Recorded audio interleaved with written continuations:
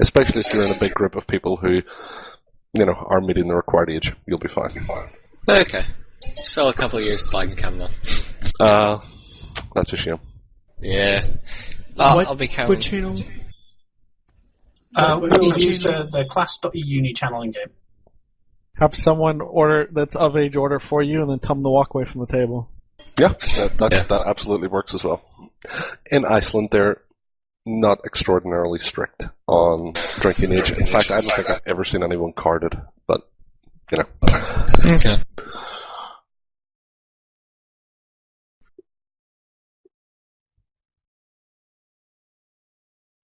Okay, so those of you who are here and don't know what Fanfest is about,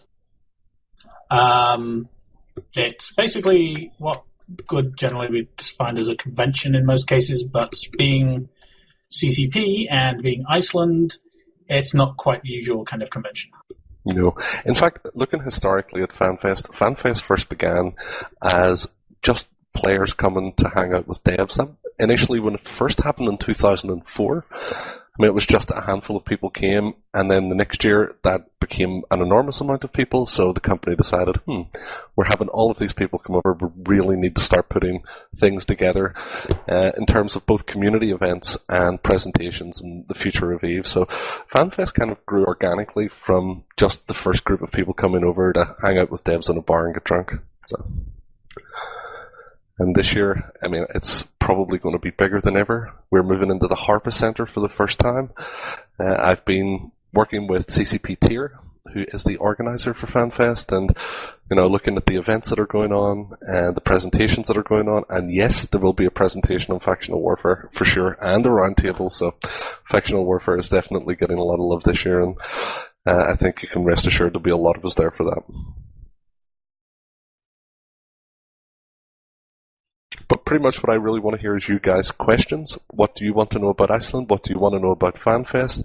Is there anything particular you want to see or want to hear about? And I can let you know if it's going to be on. And if it's not going to be on, I can talk to CCP here about possibly getting it on.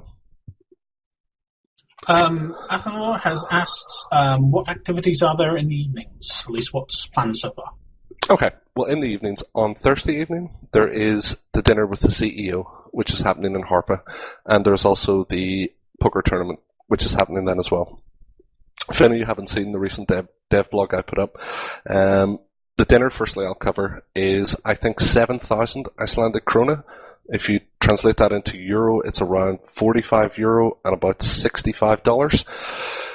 It's basically a sit-down with Hilmar and a lot of the senior developers, and you get a 3-course dinner, and you get to ask questions and chill out with the devs and pretty much just drink, eat, and be merry.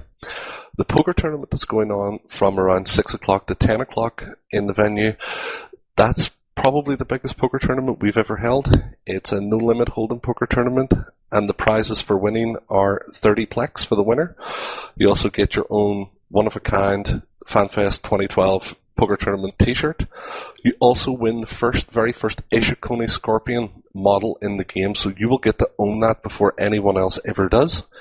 And you will also get your name embossed in the lore of that ship description. So let's say Keldon won it. It would say the first E-UNI Scorpion was granted to Keldon Revan for winning blah, blah, blah. Whatever lore they put in, it might be the Wren's Poker Invitational Tournament or whatever the case may be. And in terms of gloating rights, nobody will ever really be able to say, oh, this is something that I could win, because you're going to be a one-off winning that. So that's what I know is happening on Thursday night. Into Friday night, we'll be holding the Battle of the Bands. Then on to Pub Crawl with Dev. They'll also be doing, I think, the EVE quiz on Friday night. And then, of course, Saturday night, which is the main night after Hilmar's key talk, we'll then get prepared and get the venue open for the big party at the top of the world, which is always awesome. If you haven't been here before, that's really, really good. Yeah, just to say, last Fanfest was my first Fanfest, and I was like, yeah, okay, party, etc., whatever. And then I was there, and I was like, wow. This is a serious party. Yeah. Now, also on the party, the stuff that the community team are doing, firstly, we do what's called an office tour every year. I'll talk about the community events since I know everything about them. The office tour used to be, historically, it was an opportunity for you to come, get a VIP tour of the office with Hilmar, sit down and have lunch with devs, get to see a couple of sneak peeks that nobody else really ever gets to see. And because all of this is done for charity, the minimum bid was $1,000 if you wanted to come and do it. In this economic climate, $1,000 is an awful lot of money to ask of anyone. So we thought about ways of changing that up so that every FanFest attendee gets a chance to win. You can simply donate 1 Plex to the character CCP office tour. Then your name is put into a draw. We will hold the draw live the week before, put it up on CCP YouTube, and if you win it for in-game money, essentially. Also, as part of that office tour, you get 30 minutes to sit down with CCP Soundwave and pitch a game design idea. If you have sat down and thought, this is something I would really love to see, you're going to get an opportunity to sit down with him one-on-one. But we can't promise you that the idea will go in immediately, but we can't promise you it will go in at all. So, for instance, if you sat down and said, I would like every Guristas the Spoiler to have a 20 billion bounty, well, that's just never going to happen. So he'll just go, oh, okay, and that'll be the end of it. If you have a really well-thought-out idea, there's every chance that that'll go into the game. So that's something, if you're coming along, you should really try to do, because the office tour is quite a lot of fun to do. Plus you get a lot of goodies going around on your tour as well.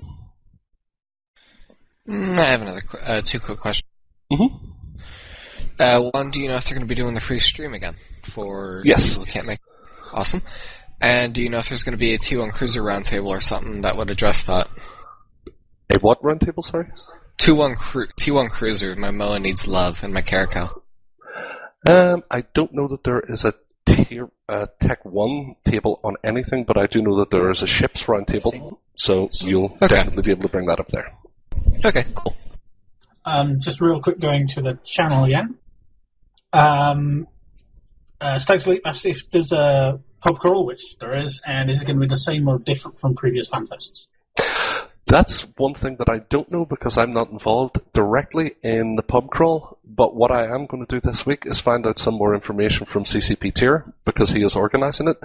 I would suspect that it's likely to follow the previous sort of setup for it, because it works.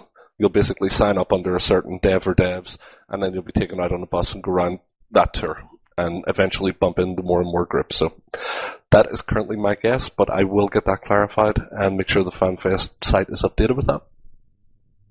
Another quick question from Xanthar Rashad is, are the puffins going to be around by the time FanFest is held this year? Is there a random one? You don't ever see puffins in Reykjavik.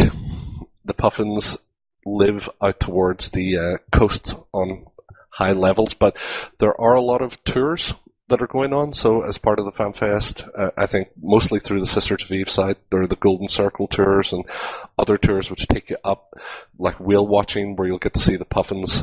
You do get to see the puffins on the whale watching expedition, because it does take you up around that coast where they live. Another one from the channel.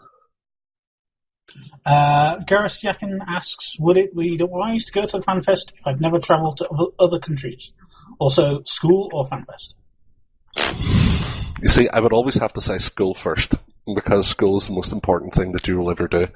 But if you can manage to swing both, then I would absolutely suggest that you come to FanFest. And any of your friends in E-UNI who have ever been before will tell you, the people in Iceland, and especially the people in Reykjavik, are really friendly. You can go out drinking and you know you'll get home safely.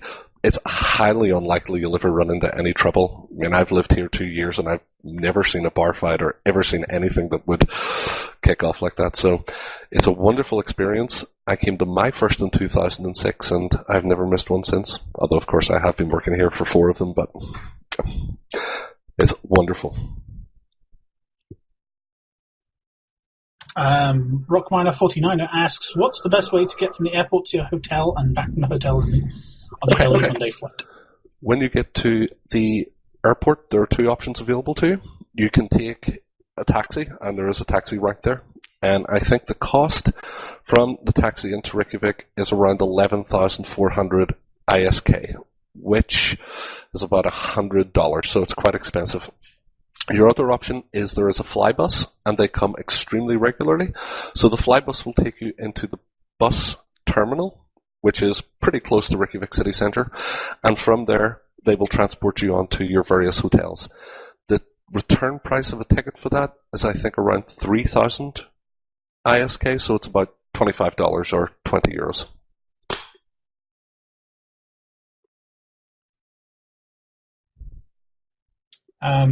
Questions, anyone? By the way, they don't need to be posted in their channel or anything. Okay, I have one. Do we know who's going to be playing at the party yet? Or do we have like a short list or any kind of hints?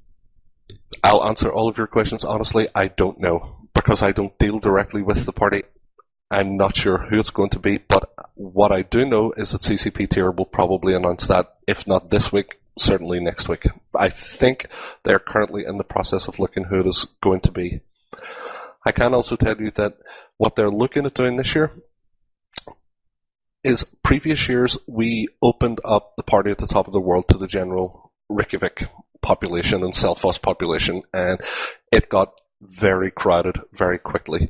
EVE players, who generally like to hang out with each other and chat about it, find themselves getting bustled around, and it wasn't ideal, for want of a better word. This year, what we're looking at doing is having the same thing happen. We'll open it up to the people in Reykjavik, but we will also have a separate area which is for EVE players only. You will have your own bar areas and stuff like that there, all within the main event. And we'll also have a VIP area, which is going to be for like PvP tournament winners and office tour winners and stuff like that, where you'll just get free table service all night. So there's definitely going to be a lot more options in terms of the party this year. Woohoo. Yep. Kibena asks, I'm staying in Reykjavik a few more days after Fanfest. Can you recommend anything to see/do? Everything in Reykjavik is really cool to see and do. But if you're staying in Reykjavik for a couple of days, I'll come out for a beer with you one of the nights, or take you out somewhere nice for dinner. That's no problem. But you should definitely always go and see things like the Golden Circle Tour and things like that if you haven't been before, and get down to the southeast coast where it's absolutely beautiful.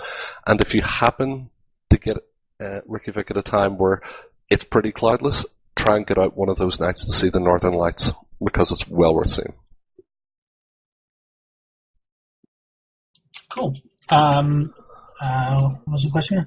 Cerulean Nice asks, is Fanfest ever held in different months? My job runs January through April. Okay, Fanfest historically used to be held in November, but November was much darker than March is, and it was also prone to much worse weather in terms of freezing and snow. We have moved it up until March now, and I think previously they talked about moving it closer to the summer by having it in June, July.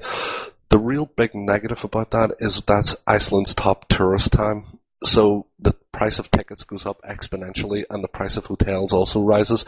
So I'm not altogether sure that we'll ever be able to move it into that, because we want to make sure that Fanfest is as affordable as possible to as many people as possible.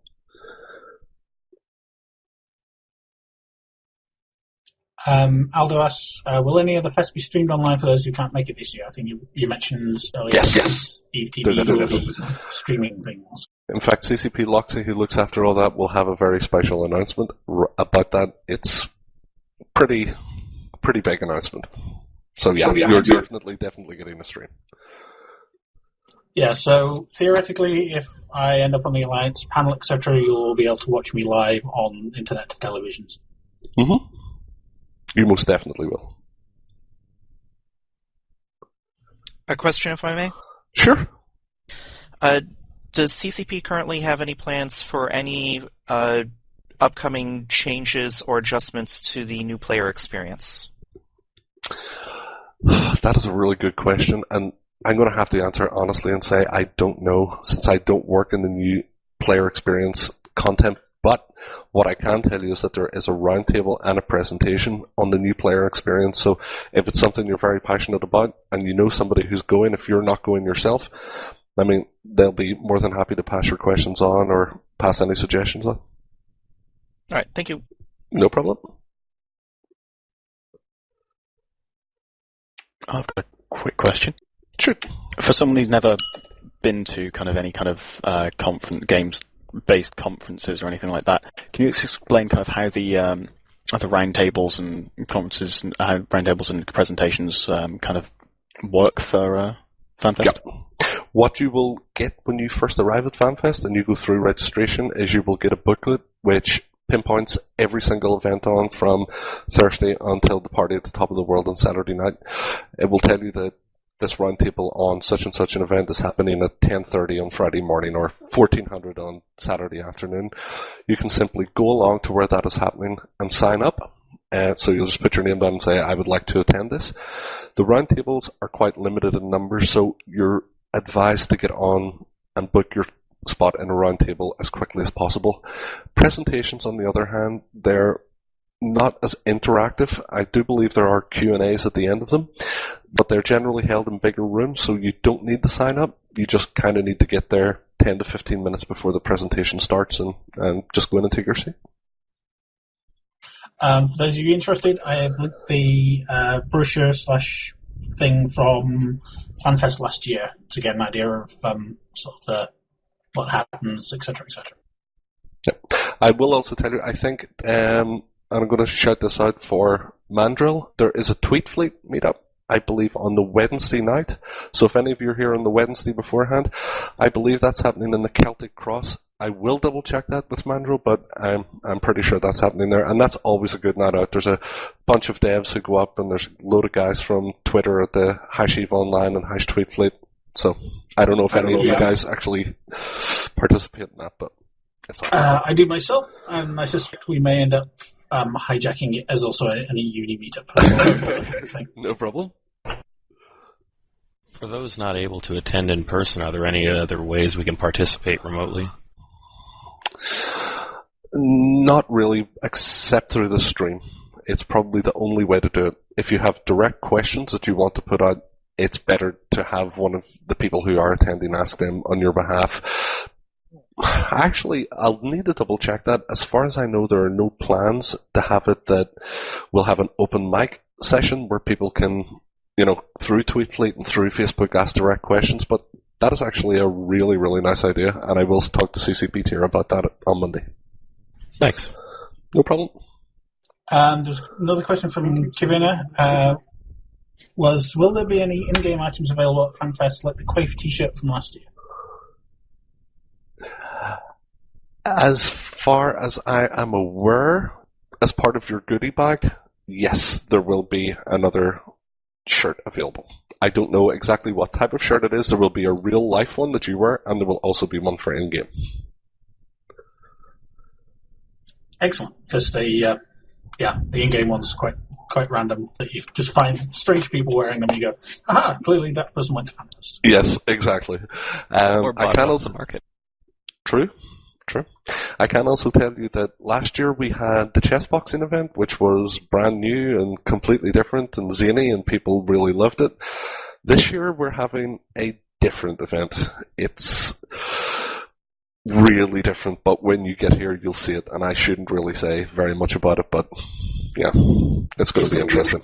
I assume it's going to be quite the same level of just completely random that the chess boxing one. Even more random than that. So yeah. Wow.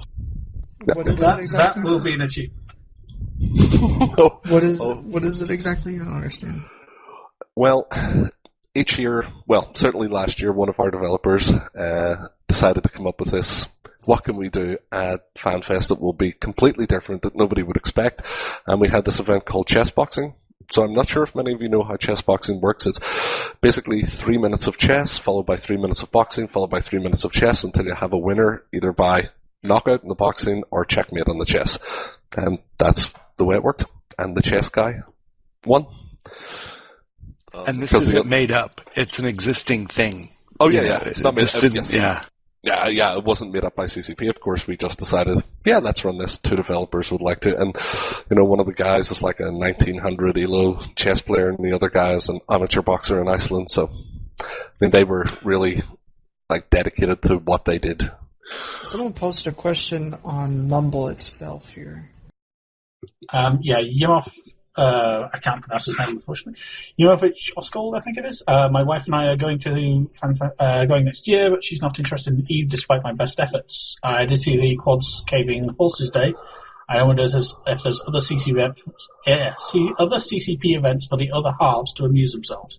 Absolutely. We run an event called the Sisters of Eve. And basically what that is while Fanfest is running and you guys are at the event listening to presentations, we arrange events for pretty much all of the partners who are going. I think, and don't quote me on this as being factual, but I think we had around 40 spouses last year who came, maybe somewhere between 30 to 40 anyway, and they're taken out and they get to go on the Golden Circle tour and go to the Blue Lagoon and stuff like that. So they kind of get dropped off home just as the Fanfest day is ending.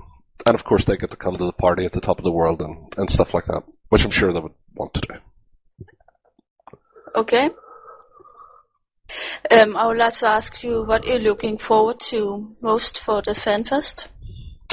For me, I think it's the poker tournament. It's always a lot of fun because the poker tournament brings out a lot of different characters, and the prize this year is just so unbelievably unique that I'm really looking forward to see who is going to win it. I mean, last year at the poker tournament, we tried to do it a different way, and we held qualifying tables for a final table event. Whereas this year we're having just everybody play at the one time. But this one guy wanted to get into the final table so badly that he bought an entire table so that he'd just win it outright all by himself. So that's the sort of like crazy things that FanFest attendees do. And since it's all for charity, it's really great. And last year at the charity event, we ended up raising nearly $11,000 just from EVE players for Get Well Gamers. So that was awesome. What's the prize again? The ship, you say? Some kind of ship? Yeah. You win 30plex, you get access to the VIP area at the party at the top of the world, so you get free booze all night, table service. You get your own unique FanFest 2012 winning t-shirt. You get the first E-UNI Scorpion in-game, and you also get your name embossed on the lore of EVE by having it on the description of the E-UNI Scorpion. Forever. So is that going to be a one-of-a-kind Scorpion? Is it just going to be a release that's going to be coming out, but you just get it a little bit earlier than everyone else? The very last point. It's going to come out for everybody. You just get it before everyone else ever does. Oh, nice. So don't undocket it. Exactly. Unless you've got like 10 basilisks ready to jump on you right away. Yeah. Okay, I have a question. I have an iPhone, and when I was there last year, I never got it to properly do roaming. Mm-hmm. Do you guys know if GSM or CDMA signals or what? How to get AT&T or Verizon to roam in Iceland? I don't know, but I'll tell you what you can do. If you come to me on the first day of FanFest, I will bring your iPhone along to one of the ops guys and see if they can configure it for you. I don't own an iPhone, I have a BlackBerry, so I couldn't even begin to tell you how that works, but people like CCP Sriggs, he has an iPhone and he's really useful at doing all that sort of stuff. What I did last year was I got a SIM card. Yes, that's a great idea. Put that in my iPhone, and it's just regular pay-as-you-go thing, and the cost for data and stuff was actually relatively low, and I didn't even use all the credits up on it before the FanFest was over. Yeah, so and if you do... Go ahead. If you do buy one of the pay-as-you-go at any 10-11 store, and there's one quite near you on Hingbraut, you can just go in and say, put 1,000 krona or 2,000 or 10,000 or whatever the case may be, and that just happens instantaneously. So. And there's no concern about being like locked to a SIM card with an AT&T iPhone or anything. Again, I guess. Sorry. Again, probably speak to CCP Sriggs then on the Thursday when you come, and he is really, really good with iPhones and iPads and stuff like that there. So you should be able to get it set up. I do know that last time there was Wi-Fi in the venue as well. I'm guessing it's going to be the same as happened. Sorry, I missed that. There was Wi-Fi available at the venue itself, so you can still get data at least. Yes, there'll be full Wi-Fi at the venue, of course. Just I suppose a question in relation to, Iceland or Reykjavik as a whole.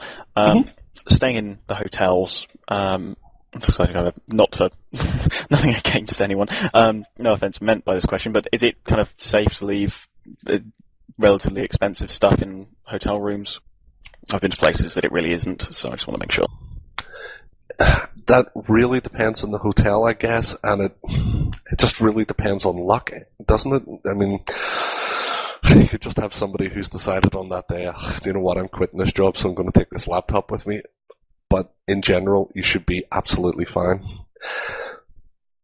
And depending on the hotel you're in, some of them do have safes in the room, but the sort of more budget hotels, they don't. I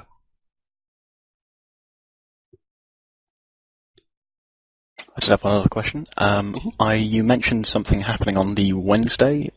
Could you repeat that? That's the Tweet Fleet meet. And the Tweet Fleet meet's basically everybody who posts on the EVE Online and the Tweet Fleet and the EVE Tournament sort of sections on Twitter.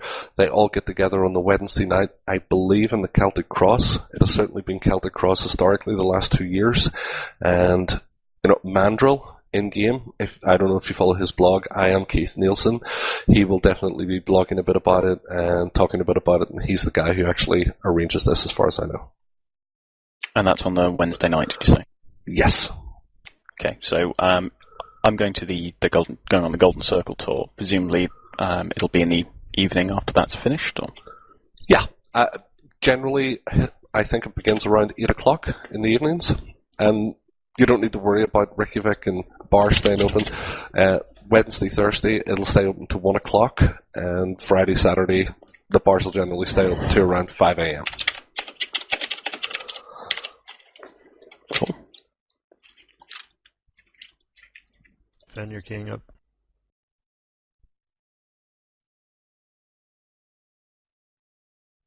Alright, I have another question. Are there going to be any? Okay, I guess. Are there going to be any in-game events that kind of coincide with Fanfest that people can like bring their laptops and log in and kind of play as one to join or anything? You know, it's interesting because it's something we were discussing about on Friday. There's a group of us got together for an open space for planning more live dev events, like what happened at Christmas with the dev caravans, and we've actually been trying to look and see if we can arrange that. The PvP tournament that happens is actually held on Singularity.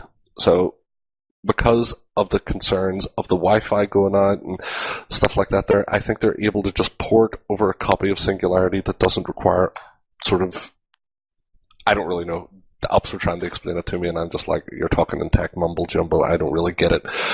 But they're looking to see if the possibility of being able to run live events on Tranquility during Fanfest. We don't know 100% if that's going to happen yet, but we will definitely be announcing it if that's going to be the case. And you would get that announcement, I would imagine, in the next couple of weeks. Awesome.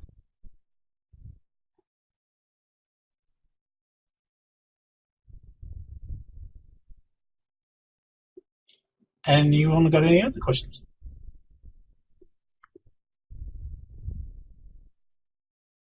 Let's have a quick look at the channel. See if we've got something in there. I've got one quick one, kind of follow on something someone asked earlier. I'm getting there on a Tuesday. I'll be there kind of, in the afternoon. Is there anything you could suggest doing in the evening that isn't just going out? Because, lots of that ahead. Yeah, the honest answer, I don't really know. I don't really know kind of what goes on Tuesday nights, since I don't really go out Tuesday nights myself. But I'll tell you what I will do. I'll ask around the office on Monday. I'm going to create a Fanfest thread in events and gatherings or in general discussion on Monday. Just pretty much a general assistance thread. What sort of currency you can bring, what cards you should use, what is there to do on the Tuesday and Wednesday night beforehand, what is there to do on the days after you go home, sort of hotel distances from the venue, and I'm going to put as much of that in as I can. And if you guys have any questions regarding that, throw them in. But Tuesday night, there's not really an awful lot goes on. There are the cinemas and stuff like that, but probably just going to be movies you're already getting in your home countries anyway. I have one suggestion for Tuesday nights. Mm-hmm. There's a a place in Reykjavik with live music on Tuesday nights. That's a lot of fun. It's sort of a jazz cafe. That'll be Cafe Rosenberg. Cafe Rosenberg. Yeah, I've enjoyed that on Tuesday nights. Okay. Yep.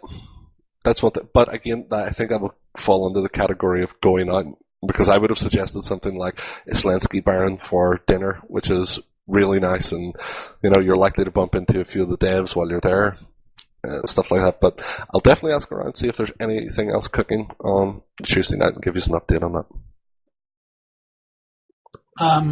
I've got a quick question. Can you suggest anywhere for people to meet up? Like, for example, if we're going to somehow arrange all the uni people to meet up somewhere, is there any kind of particular location you'd suggest?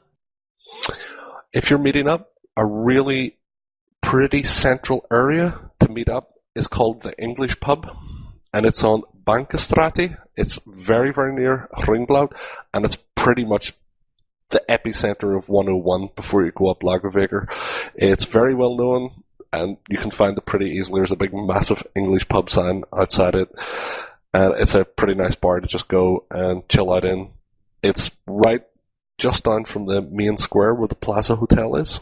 Another meeting place is at the front of the Plaza Hotel, but if you're not really staying there, it wouldn't make much sense to meet in the lobby of a hotel you don't stay in. How cold does it usually get in Iceland during that time? Last year in March, we had around 3 feet of snow, and it was quite cold. The previous March, it was around 12, 13 degrees and sunny. So you just don't know what you're going to get. I mean, in Reykjavik at the moment, from November the 27th, we had snowfall, and it has never cleared the ground. There's still ice and snow on the ground from that has happened. I don't have a clue when it's going to thaw, but apparently... Yep. Okay. Whenever it comes to speaking English over there, how common is that? Pretty much 100% of people will speak English. Any cab driver you get, any shop you go into, any restaurant you go to, you're going to have somebody that'll be able to speak in English. No problem at all. One other thing to note is that your debit cards that you use, if they have the Visa symbol on them, you can literally pay for everything with your card, from a newspaper to a cup of coffee to, a round of drinks in the bar. Pretty much you're the exception to the rule if you're paying with cash. Everybody uses cards for everything. So they won't take U.S. currency? No, they'll not take U.S. currency. But there is an exchange. There is a Landsbanki, is what it's called, in the airport terminal. So you'll be able to exchange money, or you can go into any bank in Reykjavik. Where I was telling you about the place, the English Pub, right opposite that is an Arian Banki. And you simply walk in, go to foreign exchange, and change dollars into Icelandic krona. Okay, well, my debit card has a Visa on it, so I guess that's usable. Yeah, it's absolutely fine. Are ATMs very common in Reykjavik? Yes. Again, right outside of the English Pub, there's an ATM. This is why I suggest this place, because it has everything. It also has a 10-11 if you're looking for soft drinks and sandwiches and stuff like that. So it's a pretty good meeting place so that people can buy all the stuff they want and get cash and get coffee and blah blah, and you're all set. Do you know if they take Danish kronas? They only accept Icelandic kronas in terms of currency. Everything else has to be exchanged in the Icelandic krona or using a debit credit card. I have a quick question. Should we expect to hear a lot more about Dust 514? Yes. That's as much as I can say about it. Yes. I think it was mentioned somewhere that every Fanfest attendee will get a code for beta access or whatever it's called, or something like that. I don't know. I don't want to say that is the case. It could well be, and I've missed that announcement. But what I can tell you for certainty is that there will be stuff on Dust 514. And that's all I can say. You will be pleasantly surprised. What is that, if you're able to say? What is Dust 514? Yes. Dust 514 is the new first-person shooter that is coming out on the PlayStation 3 from CCP. Oh, yeah. It's the, it's E for people who play Call of Duty. Yeah. He's on the ground. Yeah. I've played Call of Duty. Well, I used to be a Call of Duty player, so I can relate to it. Quick question. You mentioned Visa. How common is MasterCard used over in Iceland? Completely. Visa, MasterCard, just as long as you have a debit card or a credit card of any kind that has the Visa symbol or whatever the case may be, you'll just use it everywhere. Quick unrelated question. Mm-hmm. First of all, what is the white version of the Amar Hauler Tech 2 called? What is the what? The white version of the Tech 2 Hauler. I think it's the Pro Itter or whatever. Yes. Yeah. Have you ever had one of those get stuck inside your Iteron Mark V upon docking Jita? No. Because I now have one stuck inside my ship and warping with me, but it's not on my overview. It's just the graphic. Oh, right, okay. I'm sure once you jump through the gate, you're going to size and change. It's just weird. I'll tell you if it's there after I jump. Anyway. Silly pirates hijacking the chat. Yes, it is the Pro Raider. Yeah. Yeah, okay. It's not there after I jump. That was weird. Okay. Okay, any Fanfest related questions? Will there be an API-related set of roundtable and discussions like there was last year? CCP Prism X and is the guy who looks after the API. Let me see if he's around. I might just be able to ask him right now if he's here. No, I thought he might have been in this other Skype channel I'm on. But, oh, wait. Go ahead, ask me another question and I'll try and find out while I'm checking up on this. Yeah, back to that Sister Thief. The trip where you go out the whole day on, let's see what state it was again. I think it's first day, the 22nd, where you go out on horses and stuff like that. It's very interesting, but I also want to attend Fanfest the whole day. Would it be possible to make such a trip after the day after the Fanfest? From CCP or just on your own account? Both. From CCP, we'll be arranging it for everybody on that specific day, but you can definitely arrange to do the Golden Circle tour on your own. That's no problem. Yeah, but how expensive would it be? I don't know. I'm not 100% sure. I think from memory, it's around 15,000 ISK. Now, that may well not be the case, but I'm just checking up for you now.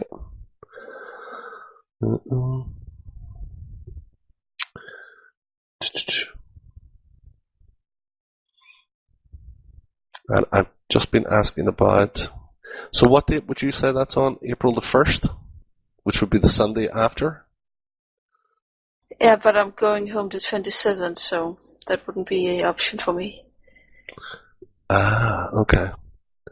The Golden Circle tour is 10,000 Icelandic krona, 9,800.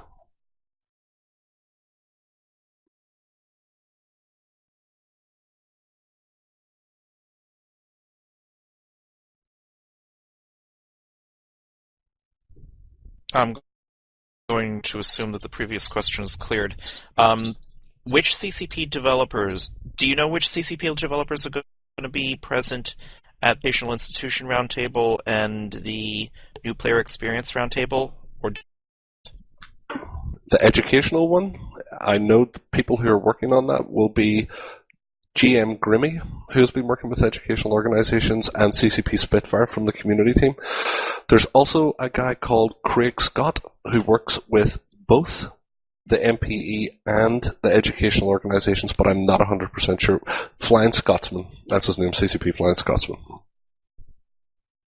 Okay, thank you. No problem. Yeah, I got a question regarding the poker. Mm-hmm. From previous experience, just how silly can some of the side bets get, just so I know what I'm in for? 0. There's no side betting. Oh, thank God for that, because I always suck. Yeah, basically the poker tournament is a 5,000 krona buy-in, and then a 5,000 krona top-up rebuy if you want the rebuy. If you don't, then it's 5,000 ISK to enter, or 32 euros. something like that there. So I'm hearing that we are planning a dev track at that, which will cover the API. So whoever was asking about the API question, yes, there will be something on regarding that. Excellent. No problem. Do you have any idea how many people are signed up for the poker tournament? We're limiting the number to 80, and it's over half filled. So I'm not exactly sure how much over half filled. I think it was 45 seats, something like that. So it was just over 50%. Do you all have like discounts for like plane tickets? I know you all do for like hotels and stuff, but like round trip plane tickets from the U.S. The only tickets that I know are the early bird specials. Have you gone and checked out that page? No, I haven't. Okay. The early bird specials are available until January the 31st. So special early bird pricing. Let me just see if I can tell you what that is.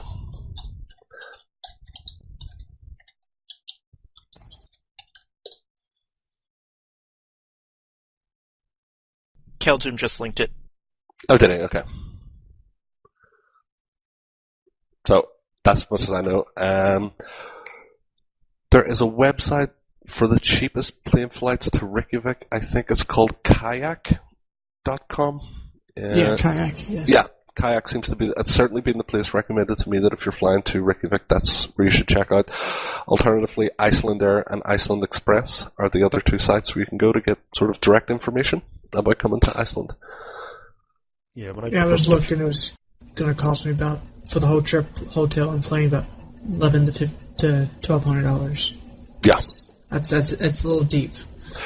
It is expensive. I mean, that's the real problem with having a Fanfest that's in Iceland, because when you're coming from the US, it's much more expensive. The only thing that I will say is that we're hoping to be attending E-Vegas again this year. So there'll be a lot of devs coming over and doing presentations and stuff like that. I'm not exactly sure what date E-Vegas is going to be, but I imagine it's going to be in the latter half of this year. Why don't you all have like an event over the U.S. like you do over there, you know, for the U.S. players? I know you all have a lot of U.S. players, so it might be worth it. It is, and it's definitely something we have looked at, but the actual cost of flying out the developers and putting them up in hotels would be extraordinarily expensive, as well as actually the cost of running the event.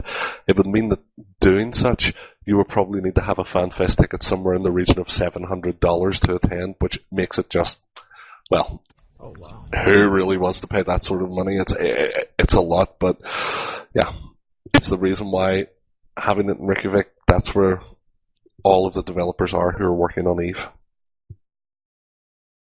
Also, it does help that Reykjavik is a pretty awesome place anyway. It really is. I mean, you should always come to Reykjavik at least once in your life. It is the most chilled out place to come and be, honestly. I would certainly never think of going back home to where I was from in Belfast because, you know, it just sucks compared to here. Yeah, I've spent maybe 2-3 weeks in Reykjavik total, and it's just, I want to live here.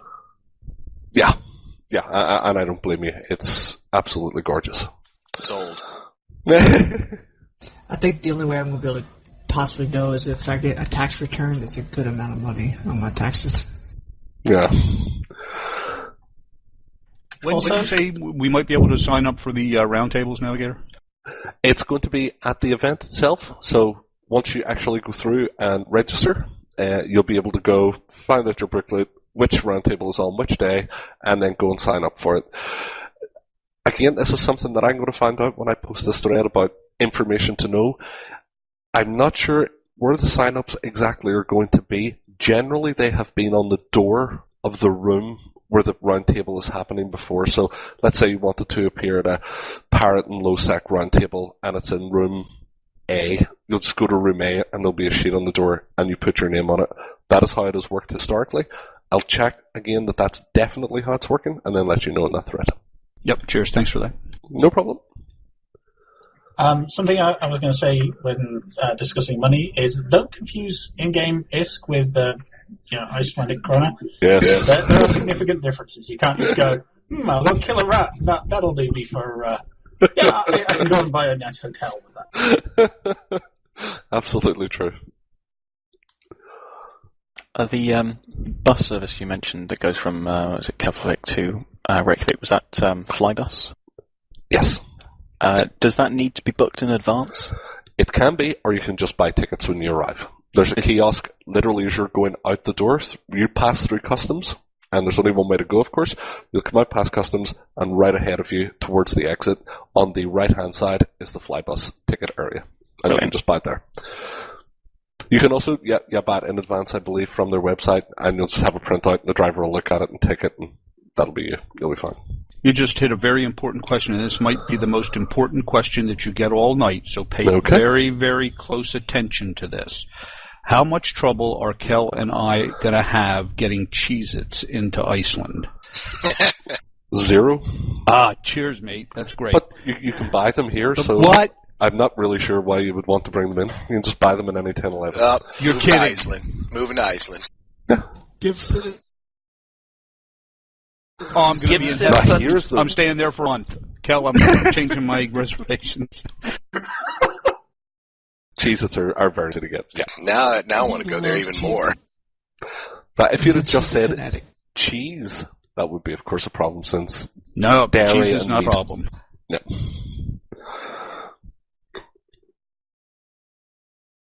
I'm pretty sure he don't want to get into it, but it's a really, really nice story about Cheez-Its and how he tried to get them over to where he lives now from the U.S. How he smuggles them into England. Really? Yeah, they're not available here. You've made me a very happy man, I have to tell you. Well, I'm just going to say something else. Because I don't eat Cheez-Its, I have seen the packages in stores in Reykjavik. I don't know that they're actually called Cheez-Its. It could be called Cheesy Puffs or something. Oh, which are different. They are very different. All right, okay. Then Cheez-Its are just like a snack, like a crisp or a chip. Yeah? Yeah, they're a little square cracker, yeah. The customs allowance for bringing food into Iceland is you're allowed 18,800 kronas worth of food that you can bring in, as long as it's not dairy or meat. So you can literally bring $200 worth of Cheez-Its and you'll be fine. Yeah, hence the problem with bringing them into the UK, because right on the package it says made with real cheese, and therein lies the problem. No, that'll not stop you in Reykjavik. Cheers, thanks. Navigator Donoghue, to be clear, I've put a link in the text section on Mumble with a link to the product Gibson Thunderbird is talking about. Okay, I see a left-hand side and I see Bavaria Shadow Weaver is now muted, but I don't see where Alright, text you into. probably turned off everything under console at the same time that you turned off all the text-to-speech stuff. I probably did. The website... Don't worry about Seamus. I'm sure that I can bring a few boxes and Gibson can bring a few boxes absolutely just in case. Yep, just in case. No, see, you're looking at the wrong way. You need to get all the U.S. people to bring boxes. That as well. Another good rule of thumb, I'm just going to cover one or two other things for you here, is about the buying of alcohol. The beauty of Iceland is that when you come into the country, you get to go through duty-free and make purchases. So you can buy duty-free cheap booze when you come into the country. The bars, in general, the cost of a beer is around 700 krona. For the euro, that's around 4 euros. For dollars, it's around 5.5 to 6. The price of beer, I believe, is somewhat subsidized at the party at the top of the world, and you can buy cans of beer during the event. There are also, where I mentioned about the English pub before, again, this is why it is so centric. There are off sales in Iceland that are all government run, and they only open to a certain time, which is generally 11 in the morning until 6 at night, 7 at night on Fridays. And that is the only place where you can buy alcohol. You can't buy it in any other store, you can't buy it anywhere else. So duty free when you come in, and that store beside the English pub. Sounds like Virginia.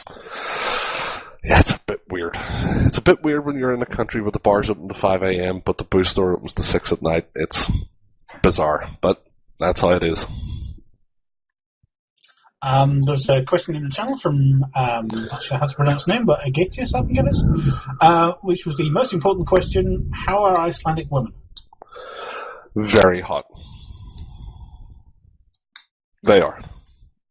And they're very nice. And you'll find them just being the most friendly and approachable people. I'll give you an example of a story that happened to one of the devs. He was out at a bar and he's standing talking to a group of people, and a girl comes over and she says, "Can I have your phone?" And he says, "What for?" And he says, "Can I just have it?" And she puts her telephone number in and she says, "Call me later." That's not uncommon to happen in Iceland. People are friendly, fun. You can just start chatting to people in bars and they're really cool. Okay, I have a question. Now we're talking about the money and food, and I want to bring up food. What will be available to? How much does food cost in Iceland, and where's good places to buy it? Okay, is there any food in particular that you're talking about? Oh, yes, anything which does not involve bread. So anything which is not pizza, burgers, and stuff or sandwiches. Okay. So, are you going to be staying in a place where you're able to cook your own food? No. Hotel. All right. So, if you're looking for are you essentially talking about places where you can eat out, where it's not burgers and pizza? Yeah. All right. Again, where this English pub is, I keep going back to this English pub because it's really important. You have a group of restaurants which are around there. You have a Slenski Baron, which does a lot of Icelandic food. You have the Laundromat Cafe, which just does a selection of European food. And you have a major bar called Hresso, which has a menu, I think, which covers 15 pages and has a lot of specials on during the day. So around that very, very small area, you have a bunch of really, really nice restaurants to go to.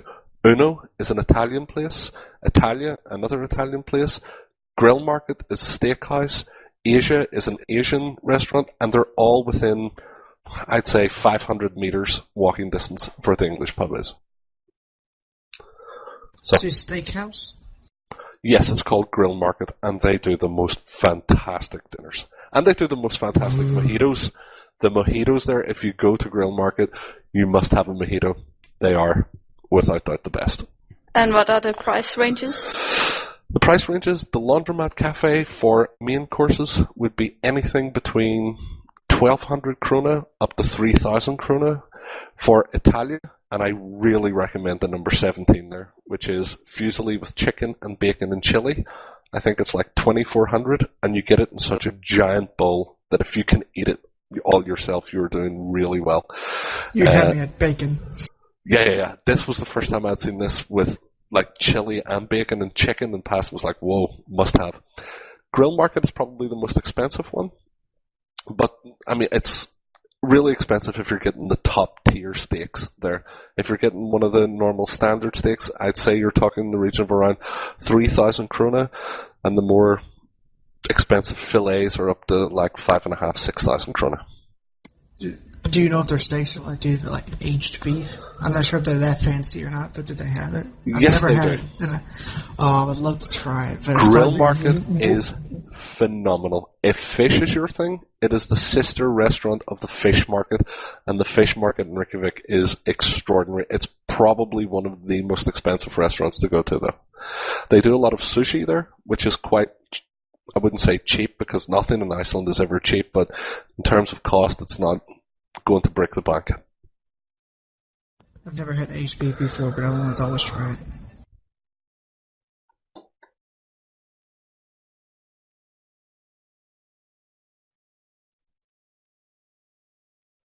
Oh, and there's Tapas Restaurant.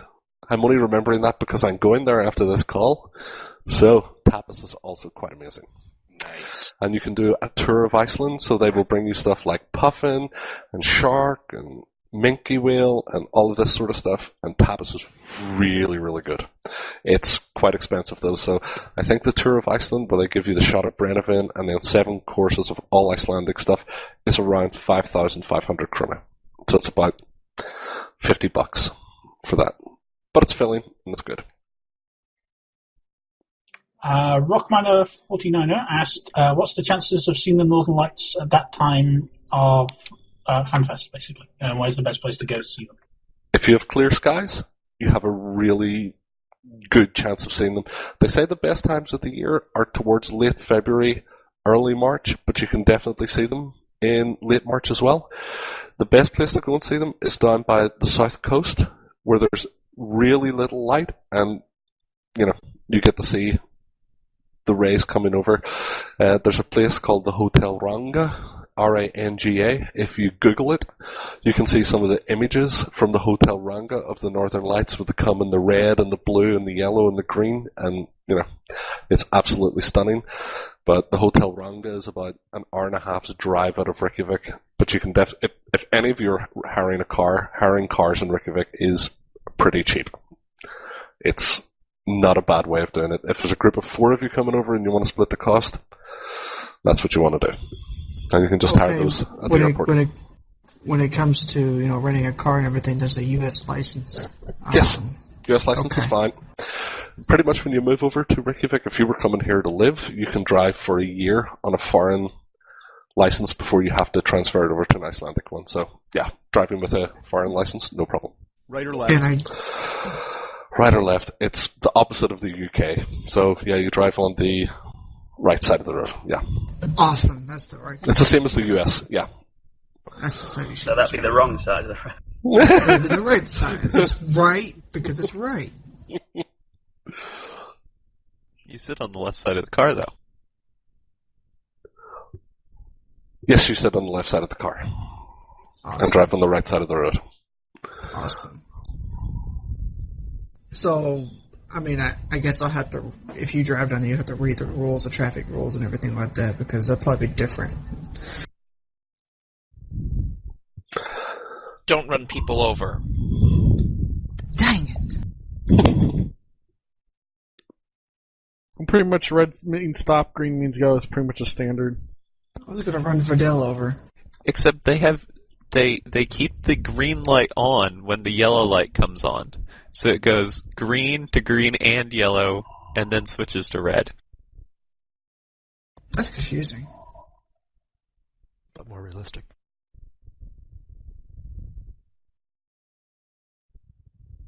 It'd be kind of bad if that yellow light's out, and all of a sudden it goes from green to red. Okay. Anyway, despite some green and red light questions, I can't remember who said it now, but yes. Someone asked how are the Icelandic women. Someone else asked how are the Icelandic men. Well, probably not the best person to ask. They're not Vikings running around with helmets and swords, but yeah, they're. Damn it! I know. Wouldn't that be great if it was the case? But yeah. How are the Icelandic men? I really don't know. They're fine.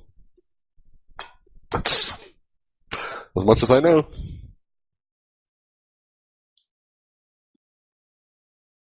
Okay. As much as you should. Does anyone else have any other questions? Oh, there you go. Another question from Rockminer 49er. Tips on clothing for the end of March. Yeah, I would always advise to pack warm. It's just worth having. The problem may not be that you have snow or ice, but the real problems with temperature in Iceland are the winds, and they can get up quite high. And when they get up quite high, they will just blow through you. So I would always suggest having like a really good outdoor coat and at least one sort of heavy jumper with you, and anything else then you're fine. Good waterproof shoes are also another excellent thing to bring with you. I guess a freezer jacket would be good. Yeah, that sort of thing. I have one. That's exactly the sort of thing.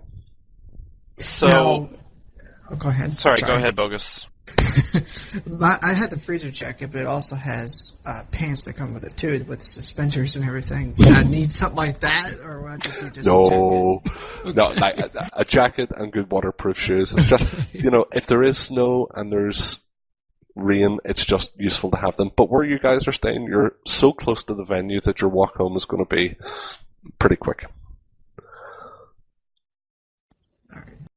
But if you're going out for the night in Reykjavik and you're going to be going from bar to bar, it's worth having. So, with all the winds, opening up a parachute in the middle of the streets of Reykjavik is a bad idea. Really bad idea. Unless you want to get pulled right along the center of the street, which is, always very possible. Unless you potentially want to end up either the other side of the country or in the middle of the Atlantic somewhere. Exactly. To give you an indication, the winds last night were 15 meters a second, which is fairly decent. 50-something. Mm-hmm. In case things do go horribly wrong, are there any phone numbers besides perhaps our own embassy we want to have in our phones to contact? Like what, for instance? Emergency services, stuff like that. Emergency service number is 112. So again, it's a good idea that somebody suggested before, from 1011, you can pick up an Icelandic SIM card and use that while you're here. As long as your phone is unlocked to take other SIMs, you'll be absolutely fine to do so. I wouldn't know with an AT&T phone what the prefix would be for, dialing the Icelandic emergency services, but again, Usually, one of the things I can find out. Usually, anywhere in the world, the first thing a phone system will recognize is the emergency number. This is true because when I go to unlock my BlackBerry, the first thing it asks me is about an emergency call.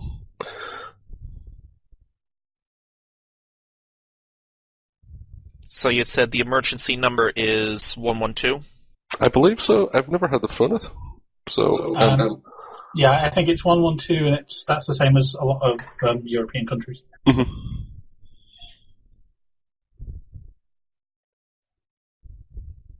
It's as well, I've never had an emergency. So if we're passing somebody on the street who suddenly slips on the ice and cracks their head on the frozen ground and blood starts pouring out, 112 is the number we dial. Yes, it is. Take their beer and run. Push hard and fast on the Sovereign to the beat of Staying Alive. You're supposed to salvage their wreck. So that's what they're calling it these days. You're horrible, Vidal. See if they drop good stuff. See, you can tell which guy's the pirate here. How do you look at yourself in the morning, Vidal, after saying that?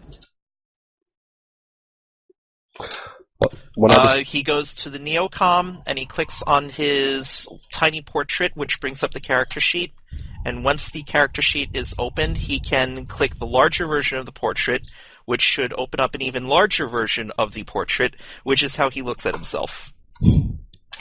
Just one other thing. Regarding the API somebody asked earlier on, I have had it confirmed that there's a third-party developer roundtable happening at Fanfest, so if that API person is really interested in that, then that's 100% guaranteed to be on. I'll definitely be there if there's room. Yep.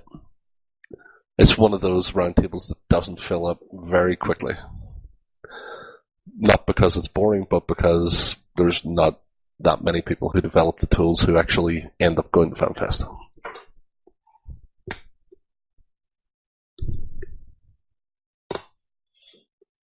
Another question I had, somebody at the last Fanfest I was talking with someone, it seems that a lot of the people who go to the Fanfest aren't necessarily really hardcore players. Do you guys keep any information, statistics about how often people who do go to Fanfest play the game and what sorts of things they may do in the game? To be honest, as far as I know, it's not something that we have kept track of before, but it's certainly an interesting question. Well, when you say people who aren't really hardcore, I mean, there's people like Celine who have been going since Fanfest have started, and he's pretty well known. Yeah. And, there used to be a big group of Bob players who came, I think around 15 to 20 of them historically, and we have around 20 Goonswarm members who come. But you're absolutely right, there are a lot of people who attend who are from, when you go and look at their badge, it's like State War Academy and stuff like that, but they just love the game so much that this is something that they want to come participate in. Just to mention real quick that I do plan to hand out a load of E-UNI badges, the little metal, nice shiny ones to any E-UNI alumni that are there, so I can identify them again. Yeah, but how do we meet you? You look for the guy in the fedora who looks like me. There's lots of other people surrounding him who's wearing E-UNI stuff. I told him you had a problem yesterday with the hats on your character. You just wanted to know if they're good hats. Yeah, I would like a hat for my my avatar on one day. Here's a little suggestion I will make to you. If there's a group of you coming from all over the world, we have a meeting area, which is where you buy food and drink at the venue, and it's just a chill out and relax place with tables and chairs. If you have an E-UNI flag or an E-UNI poster that you want to bring and put it at a certain area so that people can gravitate and meet there, it's a good way of everybody getting to meet together at the venue. Because there's usually around 1,000 to 1,200 people at the venue, and it can be quite hard amongst that number to find exactly who you're looking for. Yeah, I was wondering if I can make a little cardboard TCU or something like that. Yes, you can. No problem at all. Just claiming sovereignty of lots of random people. It's really interesting to be in that big a crowd of people who are all into EVE Online and hear them tell stories of, often about PvP and how them. It's just a great thing. You guys, it's great. It is. It's wonderful. And if this is your first, you really get a different perspective on it from people who have been there previously. Your first time, certainly from my experience, was definitely my favorite time I've ever been there. Did you go before you were a CCP employee? I did. And one of the first people I actually met at the venue was who is now CCP Diagoras. So he was like the second person I met at the venue, and neither of us worked for CCP at the time. And coincidentally, we both do now. Did CCP pick you up, or did you go to CCP? I was originally a volunteer. I was part of the volunteer moderator program when they were the CRC, the Communication Relay Commission. And when CCP decided to take all of the moderation in-house, I applied and went through the process, and I was accepted. Pardon me, I beg your pardon. So that's how I got my foot in the door with CCP. And through the volunteer programs as well, a lot of people actually get started there. Through the bug hunters, through the CCP Spitfire and CCP Phantom both came from Mercury, the Interstellar Correspondence, I should say. So it's a way that a lot of people actually start their career with CCP. Yeah, another question from Rockminer49er is, how much cash are people intending to bring? Or basically, how much cash would you, or how much money would you expect to spend while there? Right. I would guess, if I was setting myself a budget, that I would look somewhere in the region of 10 to 12,000 kroners per day. That would get you all of the food and pretty much all of the drink that you would want for every single day. I mean, the food's well subsidized at the venue. It's not entirely cheap, but you can pick up breakfast foods there in the morning, so there'll be like croissants and continental breakfast pastries. And then during the day, they sell stuff like pizza slices, and I think they did chicken wraps, and they also had somebody outside previously who was cooking burgers, and they're not extraordinarily expensive. And you'll also get beer and food tokens as part of your pack when you come along. So when you go through registration and you get your welcome bag, there'll be beer tokens and food tokens that you can use. But that's a rule of thumb. I mean, for people who don't drink, you probably wouldn't need that amount of money. For people who drink a lot, you might need a bit more. Actually, that brings up a good question. What kind of beer are we talking? The main beers, if you're talking about lagers, are called Viking, Polar Beer, and Gult. If you're looking for something which is more of an ale, the beers I think are called Kaldi, and the other one I don't remember. You can also buy bottles of Corona, bottles of Miller, I think in some places bottles of Budweiser, but they tend to be a bit more expensive. But the draft beers are great. Yeah, go ahead. So, people who don't drink beer, alcohol, what type of soft drinks are there? Full soft drinks available. There are coffee, tea, Coke, water, orange juice, other fruit juices. Yeah, there's a lot of variety. So you have Mountain Dew. I know we have it at the office. Whether it's sold at the venue, I don't know. And you can definitely buy it in stores. Now that I have the converter up, how much did you say a day? I'd say somewhere in the region of 10 to 12,000 Icelandic krona. I mean, that's based on the fact that you're going to eat out at lunch and you're going to eat out at dinner and you're going to drink beer at night, every night. If that's not the case, adjust that as you see fit. Fair enough. What does that come out to, Gibson? It comes out to around $100 a day, 60 pounds or so. Yeah, it wouldn't be a bad estimate. Now, there are places to go. I mean, there are places where you can go and get burgers. There's a place called Bullan, and if you get the opportunity to go to Bullan and have a burger, it's pretty cheap. I think it's around 900 krona for a burger and then another 120 krona for fries. It is fantastic. Now, there are little hidden gems in amongst Reykjavik of places to go, and now there's like little seafood, Cafe Haiti, and seafood stuff around there for lobster soup, which again is quite cheap.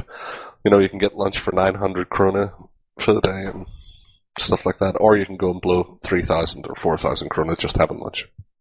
It's totally up to you.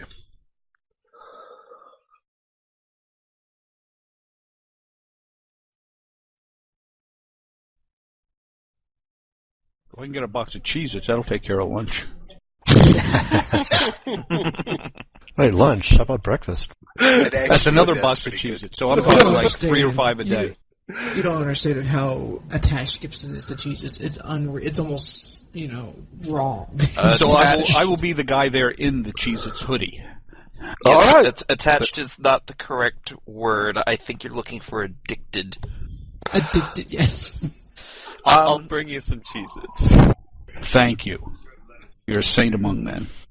If I bring cheese nips, will we have to fight? Yes, we will. That'll be a fun fight. Navigator, Donahue, I have another question. You mentioned earlier that yourself and the gentleman who is now CCP Diagoras had met each other at a Fanfest before either of you were CCP employees. Correct.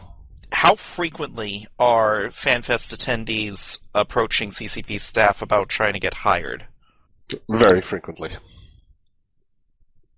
They are actually having a recruitment table, right? If I remember correctly. There usually is. And if you come to me and in the community area and you say, I'm really interested in doing UI programming, or I'm really interested in operations, or I'm really interested in, I can definitely put you in touch with the right people to talk to.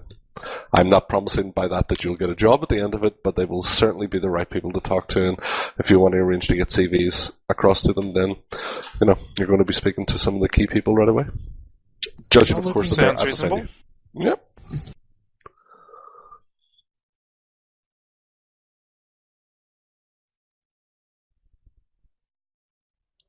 Any other questions?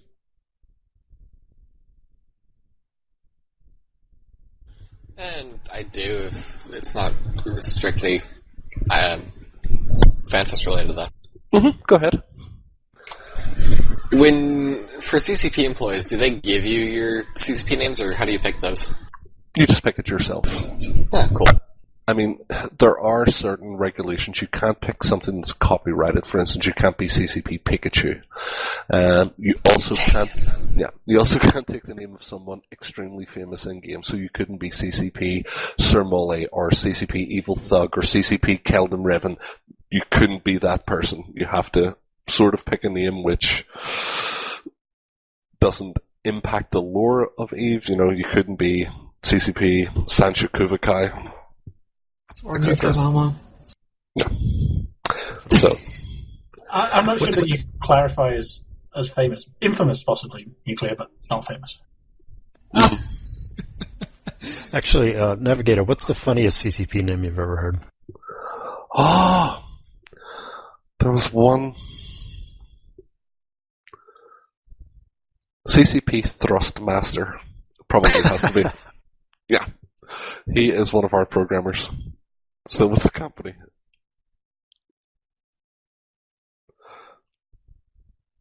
So I'm not famous yet, Keldon? Yeah, Cerulean Nice asked if Kel got hired, could he be CCP Keldon Ravar? I'm not sure. That's something he would need to discuss with internal affairs. The problem is with names that this is why you don't ever use your player name with your character. It's the perception from the rest of the player base that, you know, I'm doing favors for my E-UNI buddies. Whether you are or you're not, that is the perception. So if you're going to be speaking on the forums, you want to have a name which is neutral and it's not going to be easily identifiable with who you are. It just means that you're able to communicate better with players without that whole, why should we listen to you? You're biased and you prefer these guys. And, you know, it just makes your life as a developer an awful lot easier.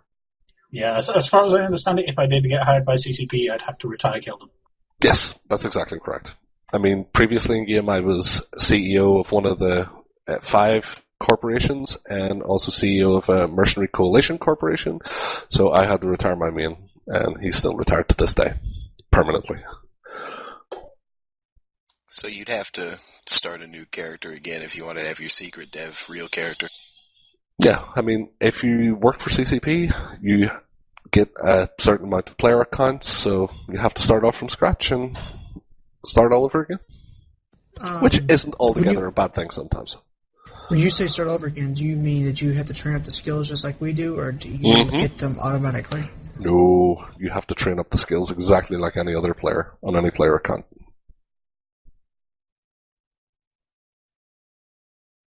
That would be cheating otherwise. We don't like that.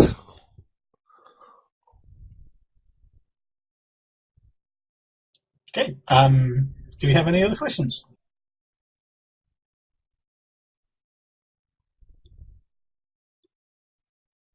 Do you have any idea about the incoming incursion changes? I don't. And I don't work in game design, so anything that I would tell you, I would just literally be making up. I know that CCP Soundwave has said, yes, we definitely want to look at the incursions, and we want to have them more balanced. That is pretty much as I know about it. Do you want to just make something up? Rumors are Yeah, making something up's always cool. Right now they're being griefed like crazy. No. You should know by now there is no griefing in Eve, there is just Eve. Okay. Alright then. And what about the Drake nerf? Anything about it? As far as I'm aware, I didn't look and see anything about the Drake getting nerf buffed or anything else. I don't know if this was a rumor that was started that has now just grown wings, but certainly nobody has communicated to me that I have to prepare patch notes or any sort of change to announce a Drake nerf or buff or any other change to the Drake whatsoever. It was mentioned in the CSM notes. Yeah, CSM note. Oh, okay. Well, I mean, the CSM can always propose and say, we would like to see, but whether that actually comes to pass or not is not always, going to happen, but certainly no one's been talking about the Drake so far. The person who would be working on that would be CCP Tallest, and he will be at Fanfest, so if you have any questions about certain ships, CCP Tallest is definitely the dude who balances all ships in Eve. Just remember, tell him to fix the Nighthawk before he worries about more power grid. Very quick question, can you confirm if CCP Tallest is in fact tallest? He is, yeah, I think he's a tall... Actually, he might be slightly shorter than Bragi, who's the guy that works in operations, who is just gigantic. But they'd be pretty similar in height. A lot of the Icelandic guys around the office, there's a lot of people who play basketball. It's one of the biggest sports in Iceland, principally because people grow so tall here for whatever bizarre reason that is. They are just tall people. Possibly something to do with the deep snow or something, maybe. Maybe so, Maybe it's something in the water. The water here is particularly wonderful. That's one of the things you need to do is drink Icelandic water. It's because it all just comes naturally from the ground. It's something very different about it. You don't process it or anything? Not the hot water, I think, as well. You don't want to drink the hot water. No, you definitely do not want to drink the hot water. Firstly, the hot water comes out of the taps absolutely scorching. Be extraordinarily careful because it will take the skin off your hand very quickly and give you a burn. The actual funniest thing about Iceland, which you don't find in many other countries in the world, is that you pay in bills more for your cold water than you do for your hot water, because hot water is just produced naturally. So, thermals, yeah. So you pay more for cold water than you actually do for warm. And that's coming from the UK, it was like hot water costs us a fortune. In Iceland, it's pretty much free. Actually, yeah, I have a question. Are there a lot of hot springs around Reykjavik? Is that Yes, kind of there a are. big thing? Yeah, one of the biggest things about Reykjavik are pools, and pretty much there's a lot of hot pools, a lot of natural around Reykjavik. So the biggest one, of course, is the Blue Lagoon, which when you're coming from the airport, you actually pass the Blue Lagoon and see them back. I think you can actually arrange a bus so that you can go to the Blue Lagoon, then it'll take you on to your flight afterwards. And that's nice, but there are a lot of just outdoor pools that you can go to, and it's like 200 Icelandic krona or 150 Icelandic krona, and you just go in for as long as you want. A lot of the older people in Reykjavik like to go to these. Another question. Do you have any advice for jet lag? Probably the only advice for jet lag is the US flights tend to come in extremely early in the morning. So when you're flying into Reykjavik, if you're landing from coming out of New York, you're going to arrive in at 6:45 a.m. So probably the best thing to do is try to stay awake as long as you can, take a little nap around midday, and then try to get your first natural night's sleep that night. You know, go to the pub, have a few drinks, come home and just sleep through till the next morning. You'll be fine.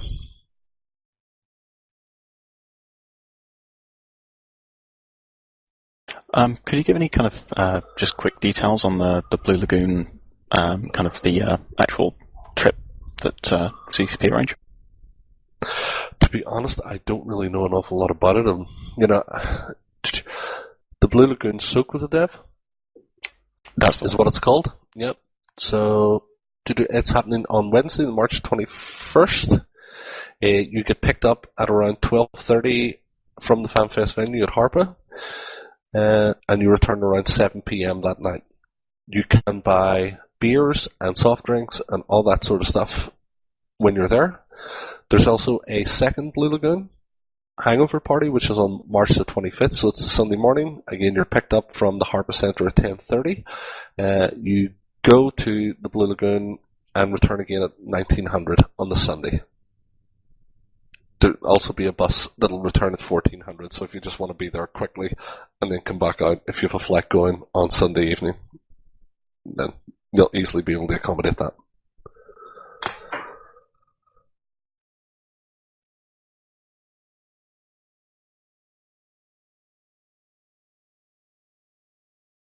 And there's also going to be a DJ appearing live on the Sunday, which is interesting. And cocktails. So what more could you want after a gigantic hangover than a DJ and more cocktails? Perfect way to end the night. In fact, I know of some people who just literally drink from Saturday night straight through the night and then go on to stuff like that and don't sober up at all. Any other questions?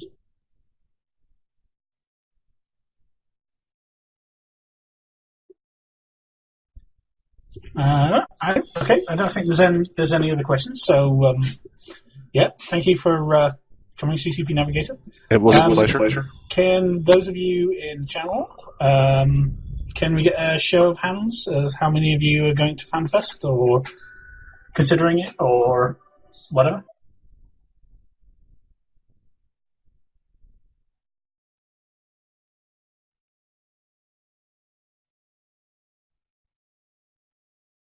Okay, that's quite a few. Unfortunately, some people who are working or it's too expensive because they live in the wrong side of the planet. Sure, that's completely understandable. It'd be a lot easier if they could just buy a shuttle and, Exactly.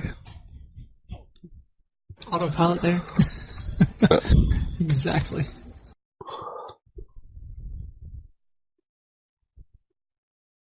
Okay, excellent. I'd personally jump clone there, but yeah. Maybe one day. Or pod cannon, either way.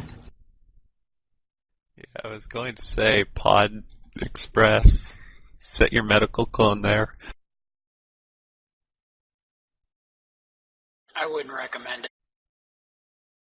Yeah, I hear it hurts a lot.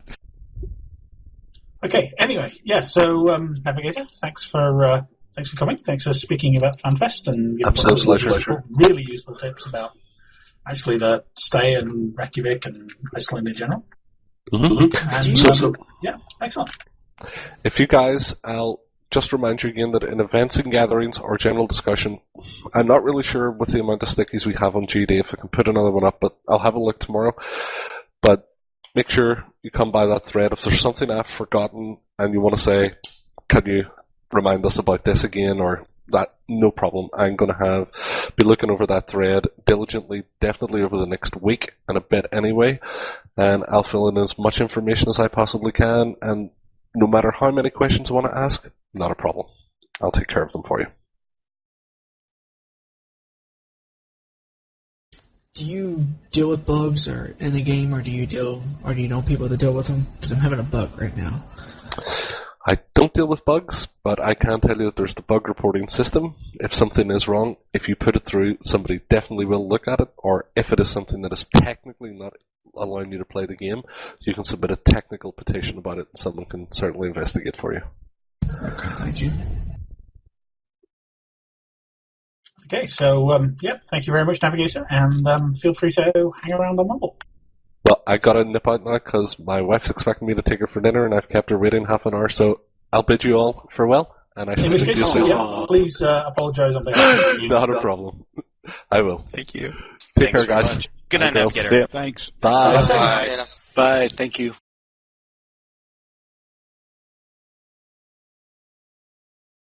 There you go, guys. So if you want to move to normal chat, and that's it.